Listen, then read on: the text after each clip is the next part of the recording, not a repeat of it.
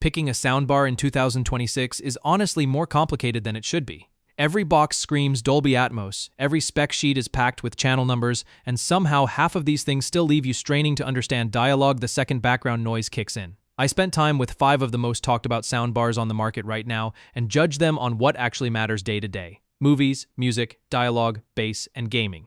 One of these ends up dominating almost every category, but that doesn't automatically make it the right choice for your living room.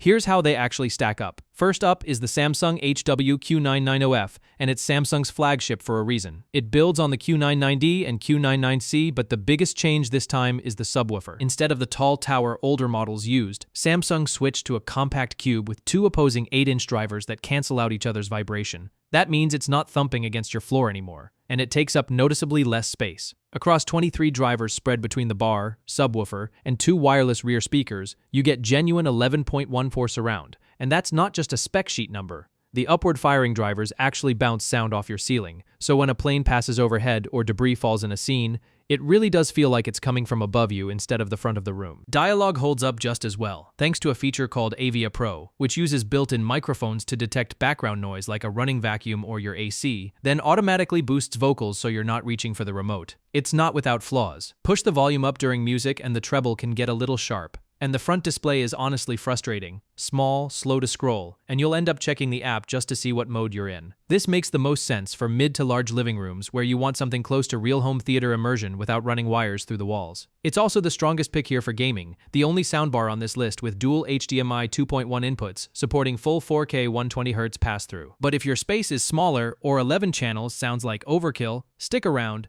because the next one solves a problem the Samsung can't. That problem is power outlets. If your seating area doesn't have one nearby, running wired rear speakers is basically off the table, and that's exactly the gap the JBL Bar 1000 MK2 was built to close. Its 2 rear speakers are completely battery-powered, good for around 10 hours per charge, and they recharge just by snapping magnetically back onto the ends of the main bar. No cables, no drilling, no compromising on where you actually sit.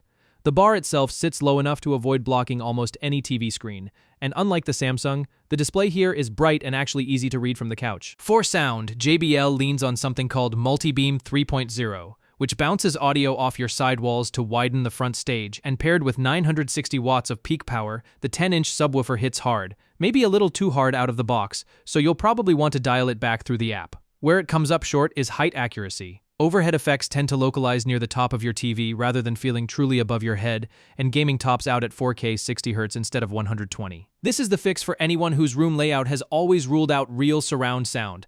But if music matters to you just as much as movies do, the next pick handles that side of things noticeably better. The Sonos Beam Gen 2 has technically been around since 2021, but constant software refinement has kept it relevant. And for music specifically, nothing else here comes close. It skips physical upward firing drivers entirely. So Atmos height effects are simulated rather than real, but the processing is convincing enough that most people won't notice the difference during a normal movie night. Where the beam actually separates itself is warmth. Vocals sound accurate, instruments stay clearly separated, and if music matters to you as much as movies, this is the soundbar built around that priority.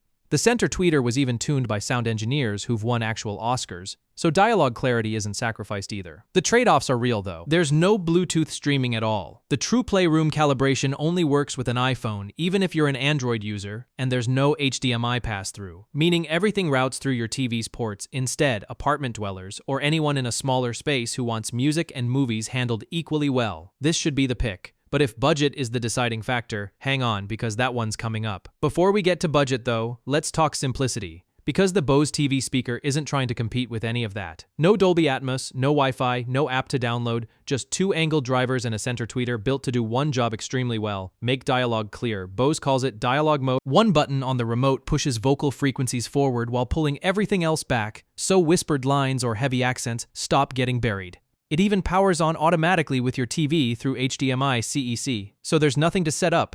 You're giving up spatial audio completely, and gaming here is just a basic stereo boost with 0 directional cues. It's perfect for an older relative who struggles with modern TV audio, or anyone who just needs something reliable for a bedroom or secondary TV. And now budget, the ULTIMEA Poseidon M60. Genuinely surprised me. It's priced like an entry-level system, but still delivers true Dolby Atmos decoding through its HDMI eARC connection.